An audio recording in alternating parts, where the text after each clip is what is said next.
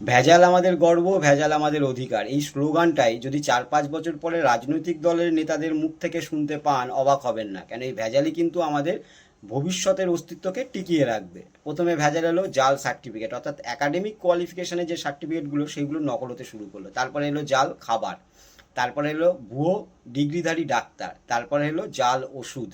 আর এখন যে জালের রমরমা চলছে বা ভেজালের রমরমা চলছে, আপনারা বুঝতে পারছেন। জাল শিক্ষক শিক্ষিকা, ভাবতে পারেন? কেউ ভাবতে পেরেছিল যে জাল শিক্ষক শিক্ষিকাও হবে? হয়ে গেল। দেখুন, শিক্ষক শিক্ষিকা হওয়ার যে মাপকাঠি বা মানদণ্ড, সেই মাপকাঠি বা মানদণ্ডে নিজেকে পরীক্ষা না করে ঘুরপথে নিজেকে শিক্ষক শিক্ষিকা বানিয়ে ফেলার নামই হচ্ছে জাল শিক্ষক শিক্ষিকা। যাই হোক, আজকে শিক্ষক দিবসে বা শিক্ষিকা দিবসের দিন জাল যে সমস্ত শিক্ষক শিক্ষিকারা রয়েছেন, সরি টু সে, তাদের আমি শ্রদ্ধা জানাতে পারলাম না। আমার পুরনো শিক্ষক শিক্ষিকাদের শ্রদ্ধা জানালাম, যারা যেটুকু করে খাচ্ছি তাদের জন্যই, মা বাবার জন্য। সবাইকে প্রণাম। জাল শিক্ষক শিক্ষিকারা একটু দূরে থাকবেন।